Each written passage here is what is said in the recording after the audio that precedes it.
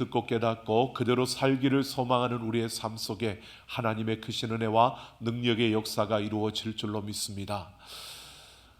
우리가 여행을 할 때에도 마음이 맞는 사람과 여행을 하는 것이 참 뜻깊고 그리고 그 여행이 즐겁고 행복합니다.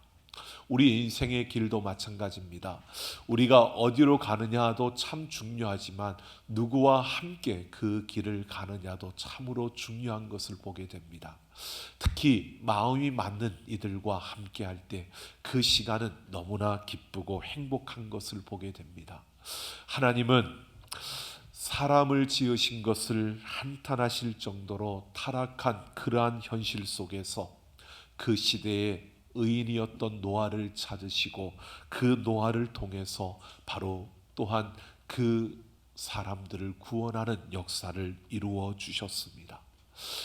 사사시대 바로 모든 것이 자기의 소견대로 그렇게 행하던 그러한 시대, 점점 더 어두워가는 그러한 시대에 하나님은 무엇보다 하나님의 마음에 맞는 그 한 사람을 찾기 위해 하나님께서는 그곳에 집중하며 하나님께서 특별히 한 가정을 집중하고 그 가정을 바라보시는 모습을 우리는 볼 수 있습니다. 무엇보다 사사시대를 끝내고 왕정시대를 여는 하나님이 다스리시는 그 다스림을 실현하는 그 중심에 세울 그러한 한 인물을 세우기 위해서 하나님은 한 가정을 집중하고 그 가정을 주목하셨습니다. 혼란의 시대에 하나님께서 주목한 가정은 바로 엘가나의 가정이었습니다.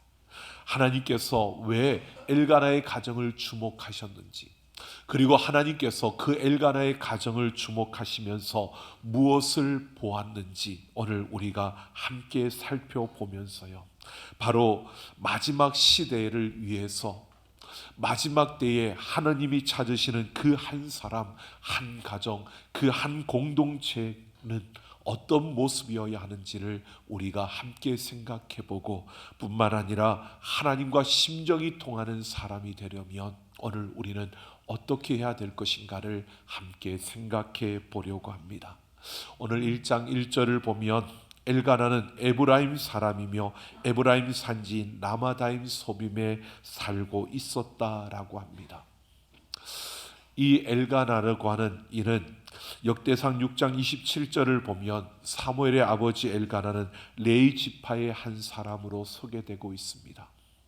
그러니까 레위인이었는데 그가 에브라임 그 지파가 사는 그 라마다임 소빔이라는 그 동네에서 살고 있었던 것입니다.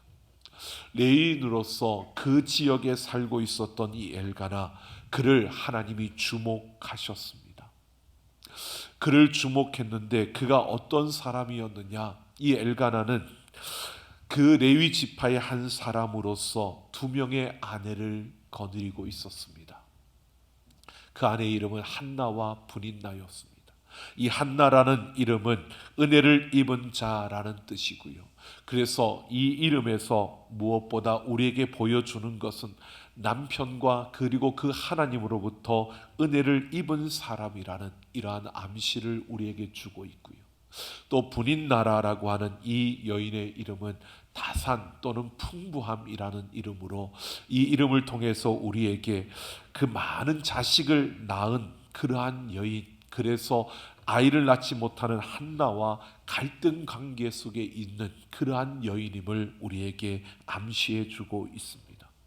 엘가나 레위 지파의 한 사람으로서 2 아내와 함께 한 가정을 이루고 있는데 이 브닌나에게서는 자녀를 낳았지만 한나에게서는 자녀를 낳지 못한 바로 그러한 가정의 모습을 우리에게 보여줍니다.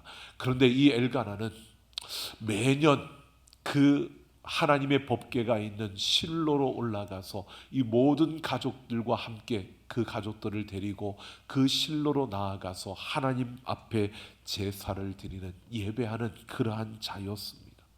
근데 이 제사를 드리러 올라가는 것이요, 의무적으로 올라가는 것은 아니었습니다. 이스라엘 백성들, 유대인들에게는 형식적으로 남아 있었습니다. 그들은 매년 3번 의무적으로 그 하나님의 법궤가 있는 그곳으로 나아가야 했습니다. 그것은 유월절과 칠칠절과 초막절이었습니다. 이 절기에는 무조건 바로 유대인이라면 그들은 그 성막이 있는 그곳으로 나아가서 그 절기를 지켰던 것입니다. 그런데 이런 절기를 지킬 때가 아니었습니다. 이런 절기를 지키는 것은 당연한 것이었고요. 이 엘가나는 이 절기와는 상관없이 그가 개인적으로 자신의 가족들을 이끌고 실로로 올라가서 하나님 앞에 예배를 하는 것입니다.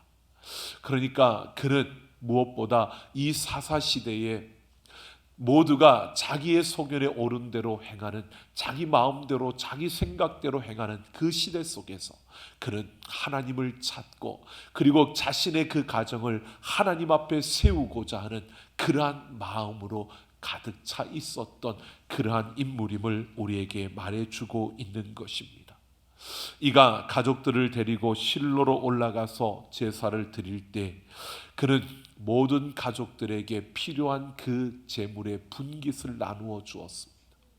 그 분깃을 나누어 주고 그들로 하여금 하나님을 예배하게 했는데 특별히 한나에게는 갑절의 그 분깃을 주는 것입니다. 여러분, 그 제물의 분깃을 나누어 줄 때 갑절의 분깃을 주는 것은 장자에게 주어지는 특권입니다. 그 가정의 장자에게는 갑절의 제물을 분깃으로 주는 것이었습니다. 근데 한나는 그의 아내였지, 그리고 아이가 없습니다. 그리고 분인나는 아들을 낳았고 자녀를 낳았기에 분인나의 자녀가 그 가정의 엘가나의 가정의 장자입니다. 그러면 분인나의 자녀에게 그 장자의 몫인 그 갑절의 몫이 주어져야 하는데 이 갑절의 몫을 바로 한나에게 엘가나는 주었다는 겁니다. 이것은 엘가나가 그만큼 한나를 사랑했다는 것이고요, 한나를 긍휼히 여겼다는 것입니다. 한나를 은혜로 베풀고 은혜 안에서 그 한나를 바라보았던 것입니다. 이 한나에게 이 갑절의 분깃을 주었다는 것은 엘가나가 한나에게 이렇게 말하고 있는 겁니다. 너에게 자녀가 없지만 너를 통해서 자녀를 얻을 때 그가 나의 가정의 이 가문의 장자라고 인정을 하는 겁니다. 그러니까 분인나의 입장에서는 화가 날 수밖에 없는 겁니다. 자기가 낳은 아들이 바로 이 가문의 장자인데 이 장자에게 주어진 이 갑절의 분깃이 바로 그 한나에게 돌아갔기 때문에 이 여인으로서는 분노할 수밖에 없고 화가 치밀어 오를 수밖에 없는 상황이 펼쳐지는 겁니다. 이렇게 매년 그러한 모습으로 드려지니까 이 분인나는 가만히 있을 수가 없는 겁니다. 아이를 낳은 여인으로서 그 한나와의 갈등 속에서 어떻게든 그녀의 그 비참한 그러한 모습을 생각하며 잘 지낼 수도 있지만 매년 이렇게 자신의 아들이 장자임에도 불구하고 그 갑절의 분깃이 그 한나에게로 들어가는 이 모습을 통해서 그녀는 그 한나와 잘 지낼 수 없는, 그래서 더 갈등 속에서 더 분노할 수밖에 없는 이런 상황이 그 앞에 펼쳐지는 겁니다. 그러니까 제사를 지내러 올라갈 때마다, 예배를 드리러 갈 때마다 이 분인나는 화가 치밀어 오르는 겁니다. 그러니까 한나를 계속 자극할 수밖에 없고 한나를 계속 분노를 한나에게 쏟아부을 수밖에 없는 것입니다. 이렇게 계속되는 이 갈등이 이루어지니까 한나는 그 자녀를 낳지 못하는 것으로 인하여 더 괴롭고 고통스러운 겁니다. 남편의 사랑을 받는 것은 좋은데 그 사랑이 자녀에게 이렇게 부어지는 것은 그것이 위로가 되는데, 그런데 그 위로도 잠시 잠깐이고요, 끊임없이 분인나로부터 부어지는 그 갈등과 그 분노를 받으면서요 그 안에 아픔과 고통은 더 깊이 새겨지고 더 많은 고통 속에 서게 되는 것입니다. 이래서 한나는 그 예배하러 올라갈 때마다 그 성전에서 하나님 앞에 간절히 기도합니다. 한나가 구하는 것은 다른 것이 아닙니다. 아들을 달라는 것이었습니다. 한나가 하나님 앞에 그렇게 오래도록 간절히 기도하는데, 이렇게 기도하는 한나의 모습을 제사장 엘리가 주목하여 보았습니다. 제사장 엘리 그 역시 그 사사시대에 걸맞은 모습으로 하나님 앞에 서 있지만 이미 하나님으로부터 흐려진 그러한 영적인 그 상태에서 그는 그 제사장으로서 그 실로의 성전을 지키고 있는 그러한 모습으로 그가 서 있는데, 한나의 그런 그 기도하는 모습을 보니까 자기가 평소에 많이 보았던 모습이었습니다. 모두가 자기 소견에 옳은 대로 행하는 그 시대에 유대인들은요, 하나님만을 섬긴 것이 아니라 다신을 섬겼습니다. 바알신을 숭배하고요, 여러 다른 잡신들을, 우상들을 섬겼습니다. 이러한 가운데서 그들은 우상, 그 이방 신전에서 행하던 그 모습을 그대로 그 하나님의 성전에 와서도 행하는 겁니다. 이방 신전에서 술을 취하여 그렇게 행하던 그런 악한 모습들이 이 하나님의 성전에 와서도 그대로 행하는 그러한 이들이 있었던 겁니다. 그러니까 이런 모습에 익숙해 있던 엘리가 이 한나의 모습을 보고요, 바로 한나가 이방 신전에서 행하던 것처럼 그렇게 독주에 취해서 지금 저렇게 중언부언하고 있다라고 생각을 한 겁니다. 그래서 엘리가 이 한나에게 그렇게 하지 말라고 말린 겁니다. 여기에서 그렇게 하지 말고 여기에서 나가라고 하는 그 말에 한나가 오늘 고백하는 것입니다. 나는 술에 취한 것이 아닙니다 라고 이렇게 고백하면서요, 오늘 15절 마지막에 보면 여호와 앞에 내 심정을 통한 것뿐이오니 라고 말합니다. 한나가 말하는 것이요, 내가 술에 취한 것이 아니라 하나님과 마음이 통한 것입니다 라고 말합니다. 한나는 자신의 괴로움을 하나님 앞에 구하고 있었습니다. 자신의 그 아픈 마음을 토로했습니다. 나에게 아들을 달라고, 내가 아들이 없어서 이런 고통과, 내가 아들이 없어서 이렇게 무시당하고, 내가 아들이 없어서 이렇게 핍박을 당하고 이런 고통 속에 있으니 나에게 은혜를 베풀어서 아들을 달라고 그렇게 부르짖는 한나가 하나님과 마음이 통했다는 겁니다. 하나님의 마음을 알게 되었다는 것입니다. 한나가 그렇게 부르짖을 때 하나님께서 한나에게 응답하신 겁니다.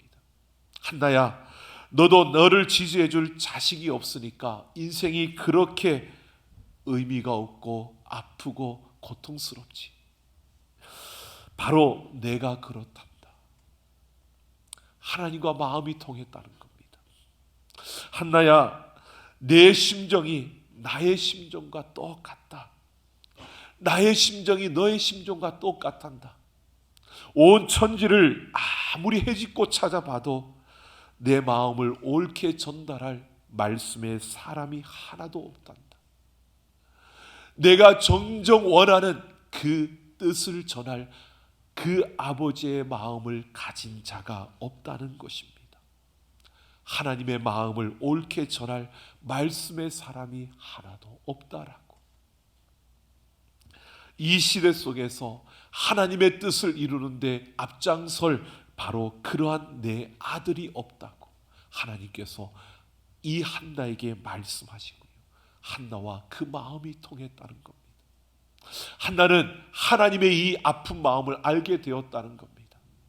내가 아들이 없어서 고통스럽고 아들이 없어서 이렇게 답답하고 이 아픈 마음처럼 하나님께서 하나님의 말씀을 전할, 하나님의 뜻을 이룰 그 아들이 없어서, 그 말씀의 사람이 없어서 그렇게 답답하고 아픈 그 아버지의 마음을 한나가 알게 되었다는 것입니다. 그래서 한나는 하나님, 내게 은혜를 베풀어서 내게 아들을 주신다면, 그래서 이 고통과 이 원한의 마음을 풀어주신다면 내가 아버지의 그 아픈 마음을, 내가 그 아들을 하나님 앞에 드림으로 그 아버지의 그 아픈 마음을 내가 해소할 수 있는, 그 아픈 마음을 만질 수 있는 바로 그 아들을 내가 하나님께 드리겠노라고 그렇게 소원을 한 것입니다. 이것이 바로 하나님과 한나의 심정이 통한 그 장면입니다. 하나님과 심정이 통한 것뿐입니다 라고 이렇게 말하고 있지만 하나님의 그 마음을 알고요, 하나님께서 내게 은혜를 베풀어 주셔서 아들을 주신다면 내가 그 아들을 하나님 앞에 드리겠습니다. 그 아들이 하나님의 마음을 시원하게 하는, 하나님의 그 뜻을 이 땅에 이룰 하나님의 말씀의 사람으로 세워지도록 하나님 앞에 드리겠습니다라고 이렇게 한나가 소원을 한 것입니다. 여러분 보십시오. 이렇게 한나가 기도하고요, 그는 마음의 평안을 찾았습니다. 아버지의 마음을 알고 그 마음이 통한 이 한나는요, 그 은혜를 잊기를 구한 이후에 그는 일상으로 돌아가서 아주 평안한 모습으로 삶을 살아가는데요, 하나님께서 그에게 아들을 주셨습니다. 그 아들을 낳아서 그 아들의 이름을 사무엘이라고 말합니다. 하나님께서 내가 구하였을 때 하나님께서 들으셨다는 겁니다. 사무엘이라는 이 이름은 하나님께서 들으셨다, 내가 구하였더니 하나님께로부터 내게 주어졌다라고 하는 이러한 뜻입니다. 내가 구한 자가 하나님께로부터 왔다는 것입니다. 그리고 이 아들을 그가 젖을 떼고 그 하나님 앞에 드립니다. 하나님 앞에 나아가 그 아들을 드립니다. 소원한 대로, 하나님 앞에 약속한 대로 이 아들을 하나님 앞에 드리는 것입니다. 여러분 보십시오. 하나님이 엘가나의 가정을 주목하셨습니다. 하나님을 찾고 예배하는 그 시대 가운데서 하나님을 구하는 그 가정을 주목하셨습니다. 그리고 그 하나님 앞에 그 모든 것을 내어놓고 구하는, 그 기도하는 그 여인의 그를 찾아가서 응답하심으로 하나님과 마음이 통하는, 하나님의 마음을 아는 그 한나를 통하여 하나님은 사무엘을 이 땅에 태어나게 하셨고요, 그 사무엘을 통해서 하나님은 바로 그 왕정 시대를 열어 가시는 겁니다. 오늘 우리는 분명히 보게 됩니다. 암흑한 캄캄한 그 시대 가운데 하나님의 마음을, 하나님과 마음이 통한 그 한나를 통하여 하나님이 일하시는 그 역사들을 우리에게 보여주고 있습니다. 여러분, 하나님의 말씀이 없는 시대 가운데 그 말씀을 통하여 하나님의 마음을 알고 하나님과 그 심정이 통하는 바로 그 한 사람이 되어지기를 예수님의 이름으로 축원합니다. 여러분, 아모스 8장 11절에 보면 양식이 없어 주림이 아니며 물이 없어 가람이 아니요 여호와의 말씀을 듣지 못한 기갈이라고 말씀합니다. 여러분, 이 시대 속에서 하나님이 찾으시는 한 사람, 하나님이 집중하며 하나님이 주목하는 한 사람, 여러분 그 사람이 바로 우리가 되어지기를 원합니다. 우리가 말씀으로 하나님을 찾고 그 하나님 앞에 달려갈 때, 여러분 기도함으로 우리의 모든 것을 하나님 앞에 아뢰며 하나님의 도우심을 구하며 달려갈 때, 여러분 하나님과 심정이 통하는 그 자리에서 하나님의 마음을 알게 되고요, 그 마음을 아는 자로서 우리가 이 땅에 설 때에 하나님은 우리를 통해서 하나님의 그 놀라운 역사를 이루시는 것입니다. 여러분, 체로키언 인디언의 한 마을에서 한 손자가 그 할아버지에게 묻습니다. 우리의 마음에 대해서 물을 때 그 할아버지는 우리의 마음에는 두 마리의 늑대가 있다. 하나는 악한 거고 하나는 선한 거다. 그러니까 그 손자가 말합니다. 그러면 그 두 마리 중에 누가 이깁니까? 누가 승리합니까? 그러니까 그 할아버지가 손자에게 말합니다. 내가 먹이를 주는 늑대가 이긴단다. 여러분, 우리의 마음에 두 마음이 있는데 악한 것과 선한 것, 내가 악한 것에 먹이를 주면 그 악한 것이 이기고요, 선한 것에 먹이를 주면 선한 것이 이긴다는 겁니다. 여러분, 우리는 우리의 마음에 무엇을 담느냐, 우리가 무엇을 보고 우리가 무엇을 듣고 우리가 우리의 마음에 무엇을 담느냐에 따라 우리의 삶의 걸음이, 가치가, 그 방향이, 그 삶의 순간순간이 달라진다는 겁니다. 여러분, 우리의 마음에 무엇으로 담으시겠습니까? 말씀으로 담으시고요, 기도로 담으시고요, 하나님의 그 선한 곳으로 우리의 마음에 가득 채워서 우리가 하나님과 마음이 통하는, 하나님의 마음을 아는 자로 이 땅을 살아갈 때에 여러분, 우리의 한 걸음 한 걸음 속에 하나님의 선한 역사가 이루어지게 되고요, 우리를 통해서 하나님의 아름다운 그 역사들이 일어나게 될 줄로 믿습니다. 여러분, 우리는 이러한 걸음을 걸어가기를 원합니다. 하나님이 찾으시는 그 한 사람, 여러분, 하나님의 말씀을 붙들고 하나님 앞에 기도하며 우리 안에 하나님의 선한 것으로 채워감으로 하나님의 마음을 아는 자, 그 하나님을 마음을 가진 자로 이 땅에 서는 우리 모두가 되기를 예수님의 이름으로 축원합니다.